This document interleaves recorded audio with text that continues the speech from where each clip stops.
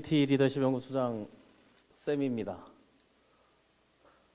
오늘 LDT 리더십 과정 드디어 오늘 20일간부터는 그 리더 인물 한 사람 한 사람에 대해서 우리가 생애 삶을 또 한번 생각해보고 어떤 점들을 배워야 되는가, 어떤 점들을 본받고 어떤 점들을 내가 개선해야 되는가, 그리고 자기와 한번 비교해보는 시간. 그래서 LDT 리더, 그 전천후 리더죠.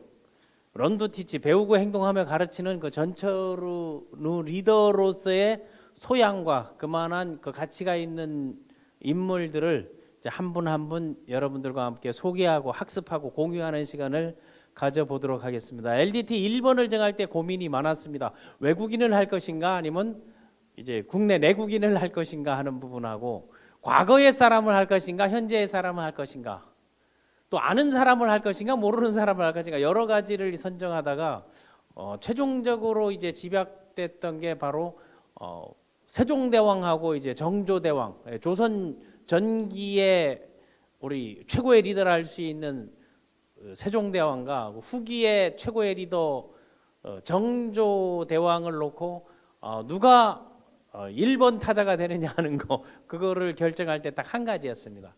이 과정에서 빌더와 하는 거 뭐 두 분 다 아주 탁월하고 추월했죠. 다음 셀프 리더십, 슈퍼 리더십, 전천후 리더로 가고 배우고 행동하며 가르치는 차원에서 딱 한 가지였습니다. 그게 셀프 리더들이 역량, 셀프 리더라는 것은 본인 스스로 결정하고 본인 스스로 행동하고 본인 스스로 책임지는 거거든요. 그렇다면 토론하고 소통하고, 소통은 뭐 정조나 세종대왕이나 아주 탁월하죠. 대신들이나 내부나 외부적으로 소통하는 부분들이 다 탁월하지만 어느 부분에 차이가 있는 건 의사결정 부분이에요. CEO나 리더 중에 중요한 게 의사결정을 하는데, 정조는 의사결정이 상당히 빠른 반면 세종은 상당히 오래 걸립니다.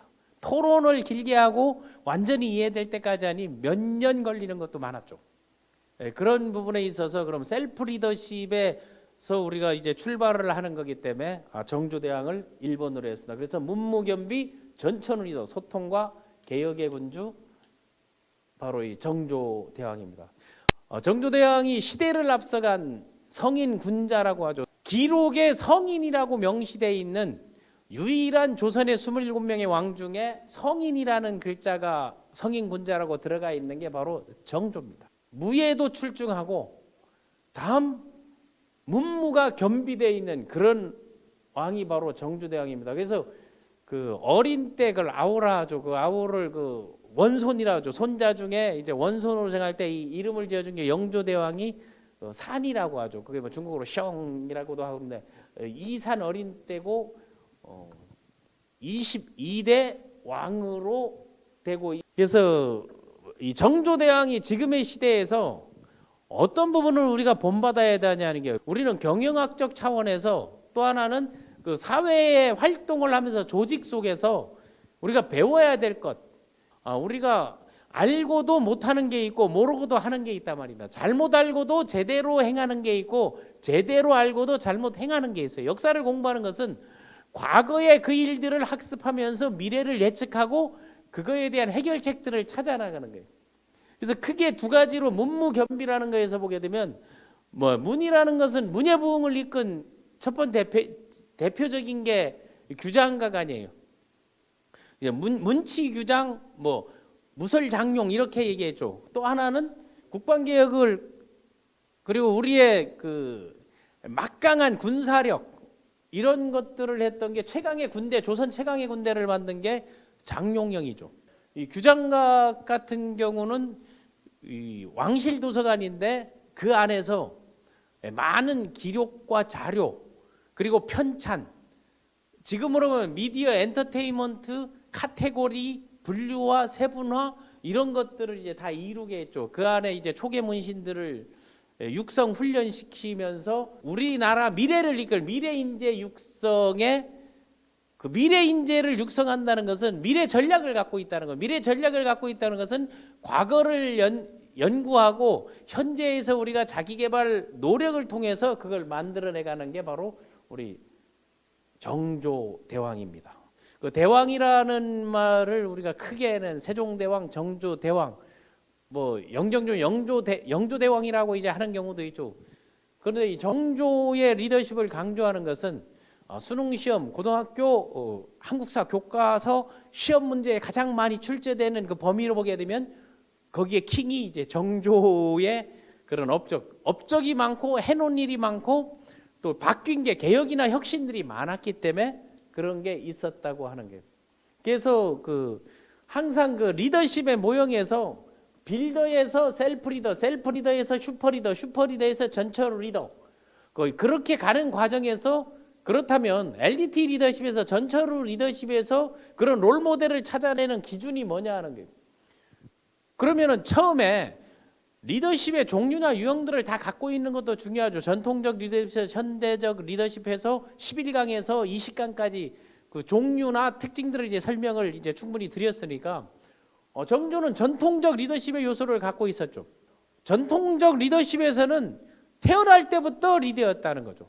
그럼 태어날 때부터 과거에는 왕정 시대니까 태어날 때부터 왕이라고 지목되는 게 바로 그 세자 또는 뭐 세손 이렇게 얘기했잖아요. 태어나자마자 왕세손이 됐습니다. 1735년에 태어났는데 태어나자마자 이제 왕세손이 된 이유는 원래 그 정조의 형이 있었죠. 형이 있었는데 어린 3살인가 죽었기 때문에 영조가 태어나자마자 왕세손으로 이산을 아끼고 되게 키워줬죠. 그 다음에 그 빌더라는 것은 나는 누구인가를 분명하게 이제 자리매김을 하는 거죠. 정체성이 있고 나는 어떤 삶을 사겠다, 어떤 길을 가겠다. 그런 사람들이 대체로 기록을 많이 하죠. 특히 또 과거에 대한 학습을 많이 하고 자기 공부를 많이 하고 학습을 하고 시간 관리, 목표 관리, 그리고 사람 관리 이런 것들 이게 자기 개발, 자기 경영이잖아요. 그런 것들이 이루어지는 것을 셀프 리더라고 하는 건데 그것이 이루어지려면 내 욕망이 뭐고 정체성, 아이덴티티 그때 나오는 게 후에바이 나는 누구인가 그 나는 누구인가를 분명히 했는데 그거를 왕이 등극하자마자 제1성이 나는 누구인가 나는 누구다를 밝힌 게 정조죠. 그게 뭐였습니까? 나는 사도세자의 아들이다라고 얘기했잖아요. 그 당시 어떤 것들이 나돌았습니까? 역적의 자식이었잖아요. 역적의 자식이 팔자흉언해가지고 역적의 자식은 왕이 될 수 없다. 그것 때문에 그때 영조가 편법을 썼죠. 역적의 자식이 왕이 안 된다 해서 상소하고 그런 투서하고 여러 가지 그런 난리를 계속했을 때 그럼 역적의 자식이 아니고 뭐 지금도 그런 경우가 있지만 과거에는 효장세자가 거기도 이제 일찍 돌아간 효장세자 사도세자의 형 그 형의 자식으로 입적을 해가지고 왕위를 이제 물려준 그런 케이스라 볼 수 있고 셀프 리더는 끊임없는 자기 개발을 해야 되고 슈퍼 리더는 셀프 리더를 육성 이게 런 두 티치예요. 런 두 티치 전천 리더에서 티치를 해야 되는 그 과정 매뉴얼 시스템 자전적 에세이를 가졌는데 이것을 가장 퍼펙트하게 만들어 놓은 최고의 LDT 리더십 전천 리더십을 가진 것을 정조로 꼽았다는 겁니다. 좀 전에 얘기했지만 정조가 이제 팔자흉언 때문에 이게 역적지자 불이군왕, 죄인지자 불이군왕. 역적의 자식은 왕이 될 수 없다. 죄인의 자식은 왕이 될 수 없다. 사도세자가 성질이 괴팍하고 뭐 무수리를 죽이고 신하를 죽여가지고 죽였다고 하는 게 그때는 그렇게 해서 죽일 수가 없어요. 왕정 시하에서는 역적으로 모함당해서 죽은 거예요. 그 군사를 일으켜가지고 자기 아버지 영조를 죽이고 왕위를 찬탈하려고 한다. 그렇게 해서 역적으로 그 노론들이 모함을 해가지고 뒤주에 갇혀서 8일 만에 이제 돌아가신 거 아니에요. 그러니까 죄인의 자식은 왕이 될 수 없다. 그거를 영조가 이제 편법을 써서 왕으로 만들었지만 사도세자의 와이프 그게 바로 이제 해경궁 홍씨인데 해경궁 홍씨가 생모 아니에요. 어머니.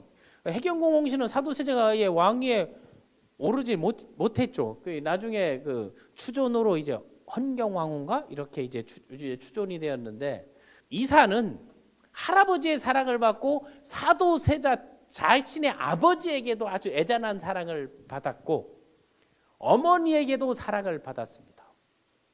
그것이 우리의 가장 지금의 정조를 만들어낸 포인트라고 볼 수 있고 또 각각의 장점들을 다 달았습니다. 그게 어머니가 한중롱이라는 기록을 이제 만들어냈잖아요. 자기 그 궁중생활 60년 동안에 기록들을 다 만들고 보존을 했죠. 그 기록하고 글 쓰고 하는 거는 어머니의 영향을 받았고, 책을 많이 읽고 이제 공부하고 학습하고 하는 거는 우리나라 왕 중에 공부 학습을 내놓으라면 이제 서러워할 정도. 거기도 이제 그 무수리의 아들 그 핸디캡 때문에 더 공부를 했던 바로 영조. 그 영조의 그런 두뇌를 닮았고, 무예로는 뭐 이성계 뭐 이방원 뭐 이렇게 두고 있지만은 사도세자가 그렇게 무예에 충실하고 몸도 좋았고 그렇고 힘도 셌고 그랬습니다. 그리고 이제 무예 이제 교본을 만들 정도였는데 거기에 문물을 다 배워놓고 그 어머니의 사랑과 기록하고 학습하는 이런 환경이 돼 있었던 거예요. 그러니까 빌드화 되는데 이제 도움이 됐고, 그렇다면은 우리가 그 LDT를 되면 배우고 행동하고 가르치는 그 계보가 어떠냐를 한번 생각해 봐야 되잖아요. 여기서 이제 보듯이 그 영조하고 이제 정순왕후는 50년 차이에요. 50년 차이. 사도세자보다 나이가 어리고 정조하고 별로 차이가 안 나요. 사도세자 해경궁 홍시에서 이제 정조가 나왔는데 1752년에 태어나서 1800년도에 18세기에 이제 마지막 그 왕이었던 거죠. 저 영조가 노론벽파의 수장 성리학의 대가이면서 그 나중에는 이제 영의정까지 간 그 김종수를 어린 때 4살 때 정조는요 그 한자 10가지 한자를 소리내 읽었습니다. 첫 그 4살째 한자를 글로 썼던 게 아비부자하고 어미문자 부모를 썼습니다. 그러니까 효의 상징인 왕이 되었고, 그리고 지금도 어머니 아버지 그리고 자기 그 왕비를 윤건능에 수건 화성에 가면 윤건능에 거기에 다 같이 합장해서 모셔 있습니다. 그래서 효에 대한 그 교육을 그 효와 축에 대한 교육을 누구에게 받았는가 하면 김종수에게 받았던 거죠. 온건하면서도 합리적이면서 그쪽에서 그걸 받을 때 뭘 봐왔는가 하게 되면 군사부 일체라는 거와 군사, 임금은 곧 스승이다 하는 군사, 그 병정 군사가 아니고 군과사, 임금은 왕이면서 스승이어야 된다. 런도 티치를 해야 된다는 것을 가르쳐줬고, 가장 평화로운 요순 시대에 왜 평화로웠는지 그런 것들을 해서 뭐 사서육경으로부터 그거를 영조가 직접 코치를 선택해 가지고 4살 때 눈썰매가 좋고 똑똑하고 총명하니까 사부로 붙이면서 10살에 이제 성균관에 이제 들어가게 돼 있죠. 11살에 아버지가 이제 돌아가시는 걸 보게 돼 있고, 또 하나는 그 남인의 그 수장이라 할 수 있는 이제 최재공. 최재공도 결국 최재공으로 인해서 실학파들이나 그 남인들을 대거 이제 기용해 줄 수 있는, 실질적으로 영조 때 말고 정조 때는 그 쌍벽이 노론과 그 시파와 벽파 싸움에서는 심한지라는 그 벽파와 이제 여기 최재공은 이제 시파의 남인 계열의 수장인 거죠. 거기에서 코칭, 멘토링, 학습, 공부를 배웠고, 자기가 학습한 것들을 멘토링, 코칭, 티칭, 트레이닝을 초계문신이라든가 장용영이라든가 실학파드라든가 이런 뭐 정약용, 박재가, 유독근, 이승은 뭐 또 이제 무에서는 백동수, 무사 백동수 이런 사람들을 직접 트레이닝하고 훈련시켰기 때문에 LDT 리더십에서 런도 티치를 제대로 이루었다고 볼 수 있죠. 그래서 정조가 꿈꾼 세상은 그 김종수, 최재공을 통해서 멘토링 받았던, 결국 꿈꿨던 게 대동세상인데, 대동세상이 이게 동학대 나오고 좀 민주정부에서 나오고 데모하는 데들 나오는 건데, 왕정이 시대에서 공화정의 마인드, 사회적 마인드를 갖게 해준 그런 학습의 이제 과정이 있었다는 거예요. 또 하나 이 정조가 이 밸런스 균형 감각이 좋다 했던 게 붕당 정치의 한계를 협치로 풀어냈다. 그런데 조선에 가장 컸던 게 우리가 이제 붕당 정치 아니에요. 선조 때 사실은 동서남북인이 다 생겨난 거예요. 그 붕당 정치를 가장 극대화시킨 게 바로 선조입니다. 그런데 그 뿌리를 올라가게 되면 사대 사화라고 해요. 사화라는 것은 살인파 중에 화를 입은 사건들을 사대 사화는 게 사화 중에 그 기존의 훈구파와 살인파로 이제 쿠계로 딱 나눠졌는데, 그냥 쉽게 얘기하게 되면 훈구파와 살인파인데 훈구파는 뭔가 하면은 그 역성혁명에 동참한 사람들이에요. 그러니까 고려에서 조선을 개국할 때 그 공신들이 모여놓은 거죠. 그 살인파는 그거를 반대한 사람. 원조로 보게 되면 살인파의 원조가 뭐 정몽구, 뭐 사육신, 이길제 이런 사람들이 들어 있고, 그때 이제 그 훈구파의 빛을 본 게 세조 때 그 공신들에서 중앙 집권에서 왕권을 강화하면서 거기서 삥 뜯어 먹던 인간들이에요. 그때 그 인간들 대표적인 게 그 당시는 이제 광주부에 해당되는데 지금의 강남의 노른자이 땅을 다 가진 압구정 땅을 가진, 압구정이 누군가면 세조 때 한명회의 호가 압구정이에요. 정인지 뭐 신숙주 또 이제 전부 땅들을, 전국의 땅들을 공신으로 해서 갈라먹기 하고 인사권 병권을 쥐고 그거 했던 게 이제 훈구파들이에요. 그게 이 훈구파의 그 잔재 마인드가 오늘날까지 지금까지 민주주의 대통령이 8명 바뀔 때까지도 이어지고 있다는 거죠. 또 살인파에서 이제 노론 벽파의 후예들이 지금도 남아 있죠. 정치하는 형태가 똑같다는 거예요. 동인과 서인으로 나갈 때 인조반정이 일어나면서 또 거기에서 또 노론과 서론으로 바뀌게 돼 있고, 기초국사로 남인과 북인으로 바뀌면서 그 줄기가 벽파와 시파, 그 벽파와 시파가 있을 때 이때 협치를 꿈꿨던 게 정조예요. 그러니까 벽파하고도 소통하고 시파하고도 소통하고, 지금의 말로는 밤에 야당 대표한테 문자 카톡 보내고, 그리고 낮에 또 여당 대표 만나가지고 이렇게 하고, 또 나중에 이번 그 회의가 있으면 이런 시나리오 텔링 이런 것들을 정조가 이제 상당히 잘했죠. 그때 벽파 수장이 이제 심한지 아니면 뭐 시파 수장이 최재공, 이 두 사람하고도 소통을 상당히 잘하고 그 위치를 줬다는 거예요.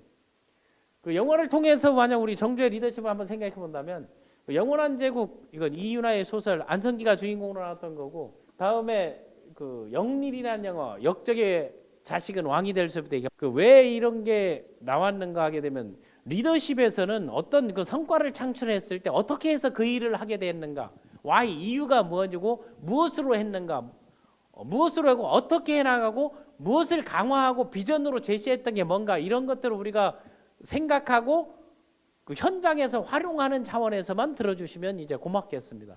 그 우리나라 왕 중에서 역사상 시위기 총 11번, 뭐 독살, 시위, 살수가 들어왔다는 것은 그때 같이 죽이려고 했던 게 지금으로 치면 대통령 경호실장이 대통령을 죽이려 했던 거예요.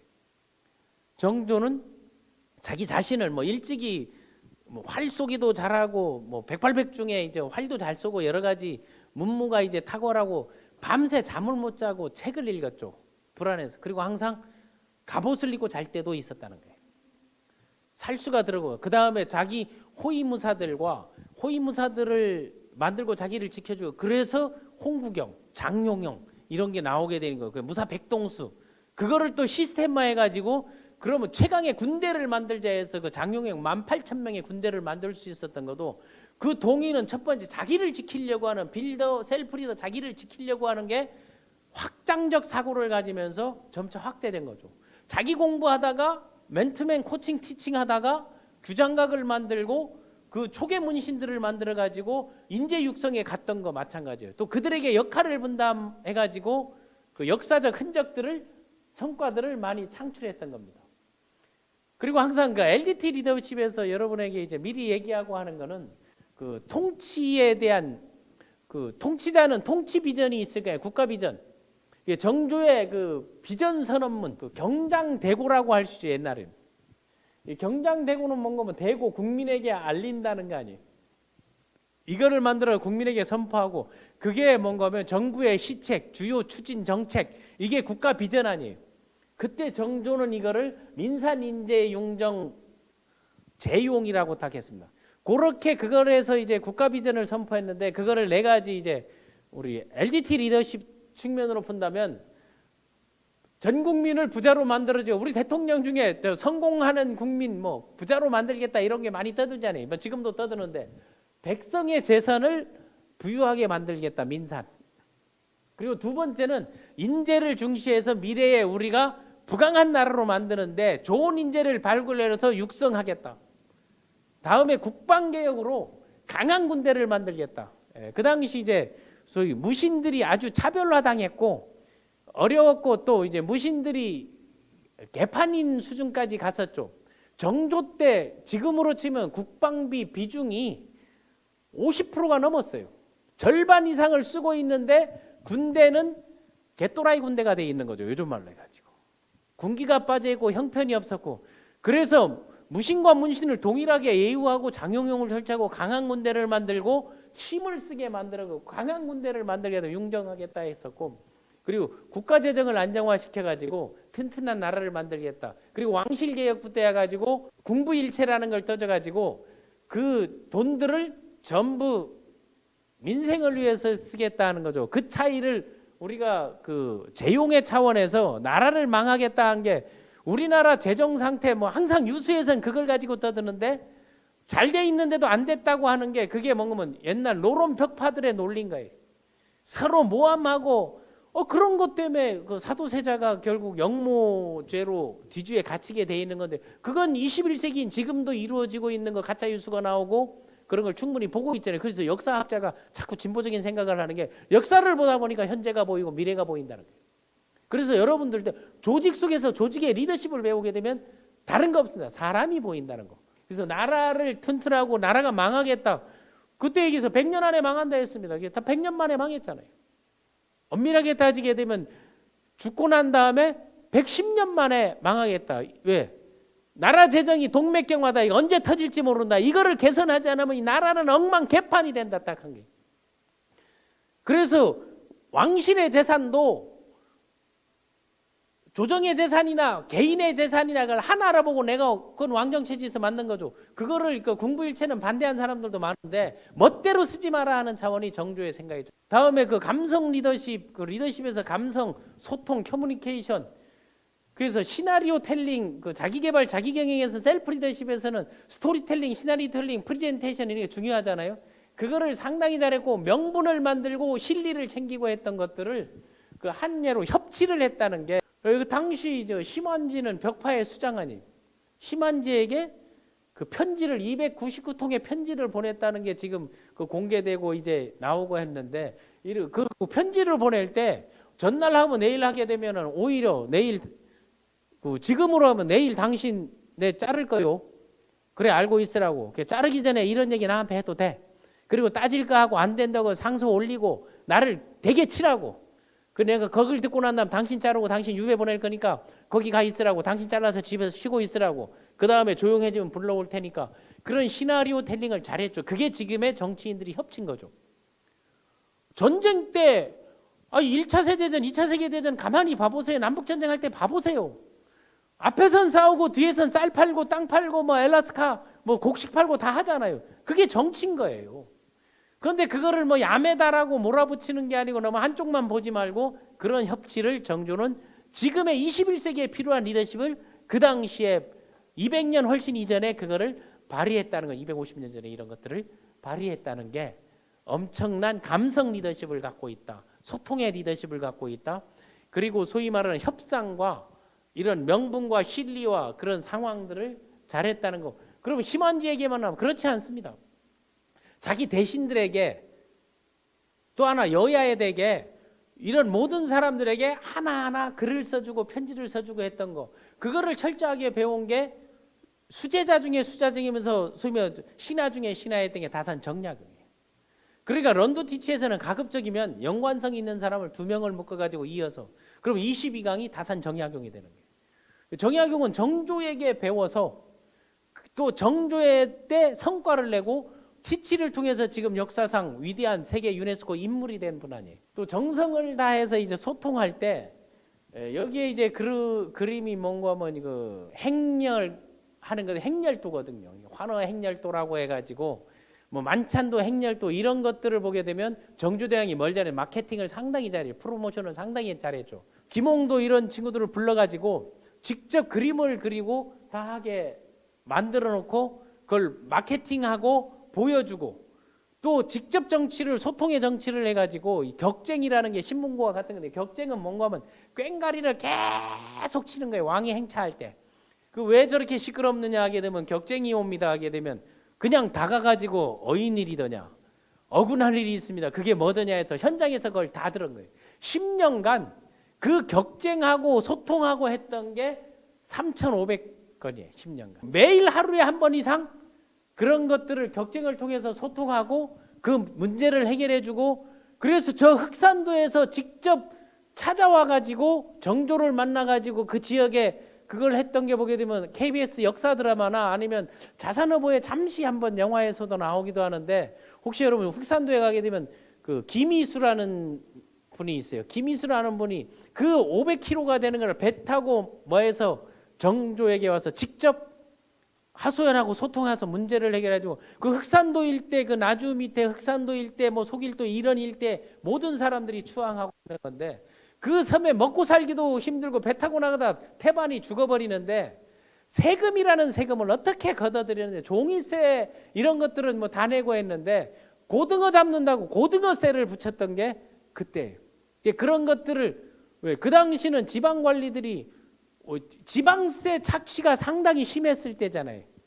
그러니까 지방세 착취가 심한 거를 잡기 위해서 암행어사를 보내냈던 거죠. 그 암행어사를 딱 보낸 게 다산이 아마 33살인가 그 경기 암행회사로 그걸 보냈죠. 그 암행회사 보내면서 그 스토리하고 문제 해결했던 거 그걸 만든 게 조선 명탐정이 그 다산정이하고 정조의 그 모델을 갖고 만든 그 영화가 그거에 그 기반해서 만든 그 영화예요.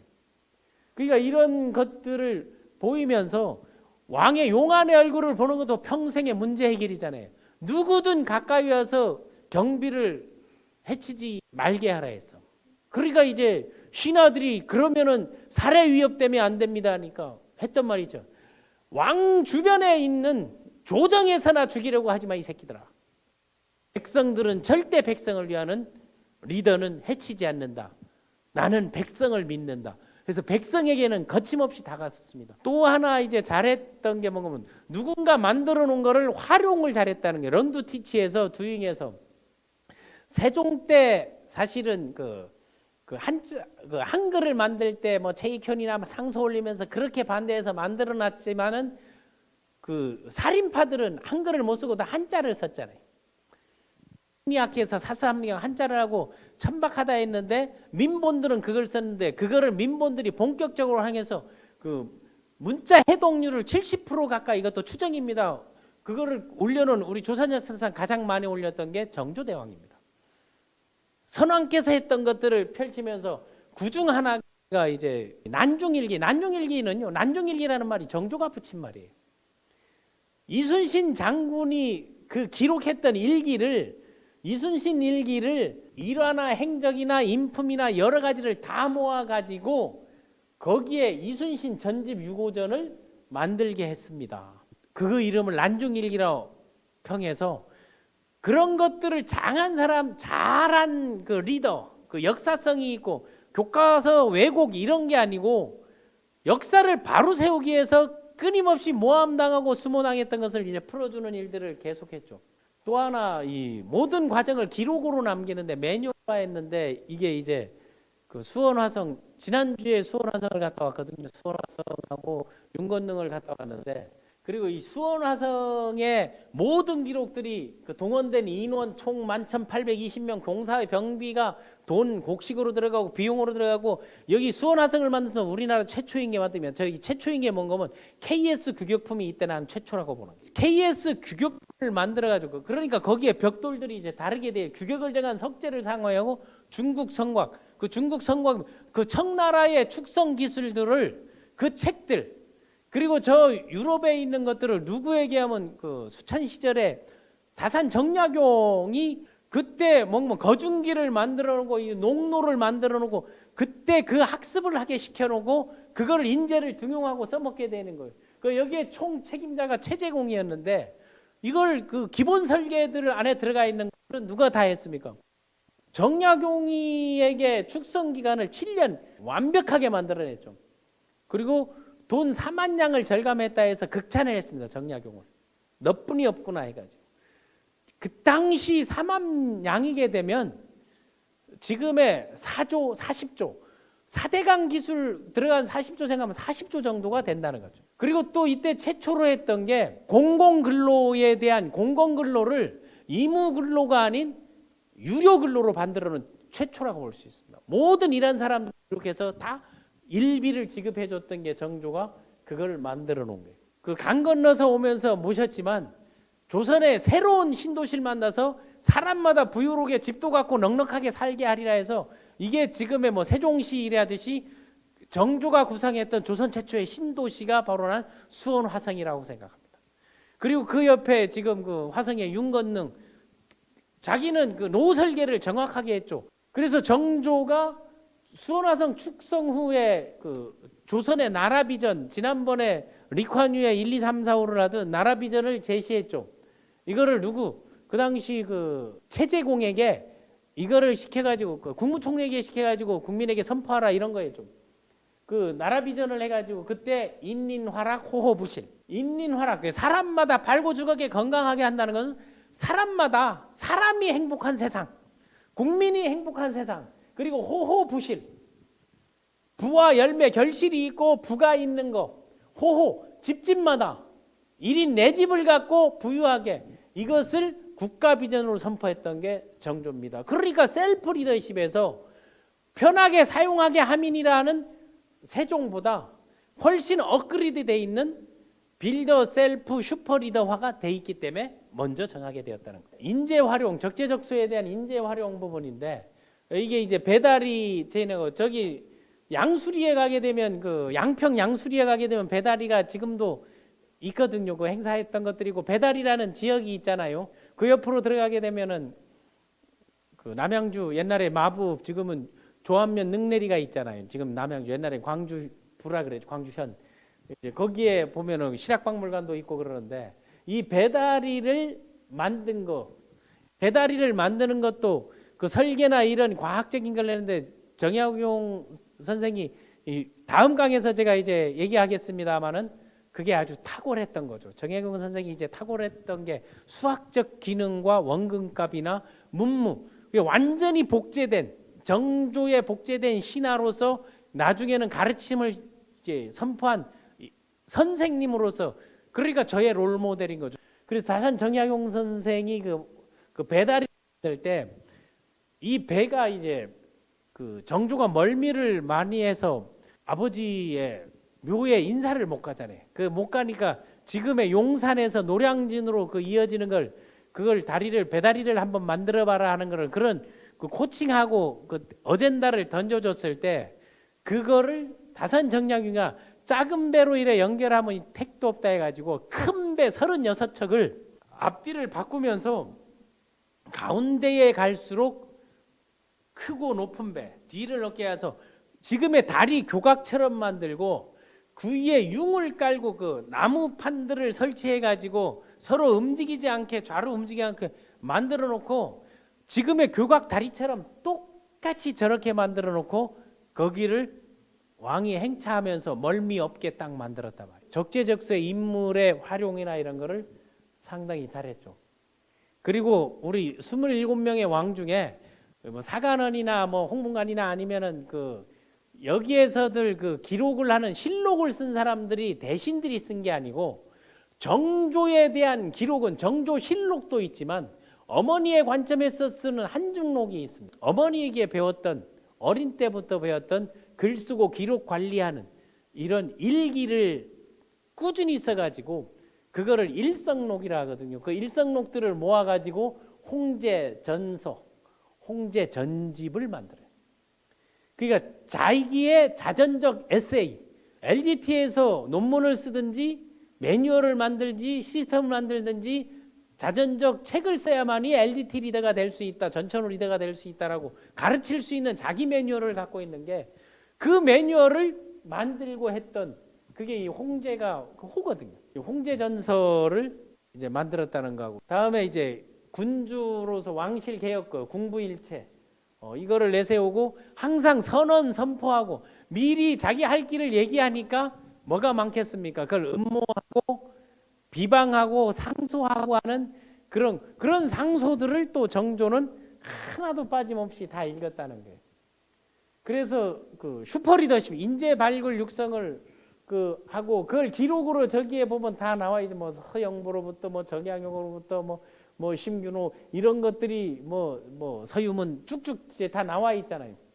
그 중에 이제 보게 되면 다산 정약용이가 가장 대표적인 가장 아끼고 사랑해 뭐 정약용 때 얘기를 하겠습니다만은 그러다 보니까 또 서유구 같은 풍석 서유구는 별명이 뭔 거면 조선의 브리테니커였어. 조선의 사전 움직이는 두뇌 사전이라 할 정도로 그런 걸 잘했고 뭐 박제가 뭐 아니면은 뭐 유득공. 그런데 이제 여기에 뭐 박제가나 이런 들은 다 서울 출신들 아니에요. 그러니까 서울 서자 자식들은 아무데도 못 왔는데 그거를 공평하게 해서 그 마찬가지예요. 문무 모든 거를 공평하게 해서 그 평등이라는 그런 그 공화정에서 그 민이라는 게 가장 위에 있다는 거를 실천을 하고 이제 무사백동수도 마찬가지요. 교본을 만들고 장용영에서 활용해서 인재의 적재적소 또 하나 저기에 보게 되면 이제 만찬도가 있는 건데 저기 아마 추사 김정희가 이제 그렸던 건데 추사 김정희가 제주 유배 갔을 텐데 제주도에 가게 되면 건입동 제일 먼저 세운데 그 건입동에 보게 되면 만덕기념관이 있거든요. 만덕기념관에 가게 되면 여성 셀프 리더 LDT 리더십의 후보이면서 그 인물 중에 하나가 김만덕 여사예요. 뭐 드라마에서는 뭐 기생 출신이 민본을 도왔다 그러지만은 그 당시는 어쩔 수 없이 그런 과정들을 거치는 게 있는데 뭐 기녀 출신이라고 했는데 글도 문화도 예술도 아주 능했는데 그 서울에서 있는 모든 것들 그리고 직접 올라가서 구하는 그 거상 보부상이었거든요. 그 보부상의 모든 거를 우리나라가 그 재난 대비 힘들고 어려웠을 때 자기 재산의 거의 전부를 바쳐가지고 제주의 민들을 도왔습니다. 그게 소문에 소문을 퍼져가지고 김만덕에게 정조가 얘기했었죠. 소원이 뭐냐고 했더니 그 소원이 자기 소원은 금강산 보는 거라고. 그렇다고는. 그럼 금강산을 딱 봤더니 금강산은 사기가 분명하지만 가장 그 기암이나 절벽이 그 봄과 여름 사이가 좋다 해서 그때를 기다리게 해가지고 그런 일정까지 다 짜가지고 해줬던 것. 또 그런 그 흐름들을 기록으로 이제 남았다 있는 게 바로 이제 김만덕입니다. 나와 있는 건데 우리나라 여성 대표적인 여성 리더 중에 하나인 게 김만덕.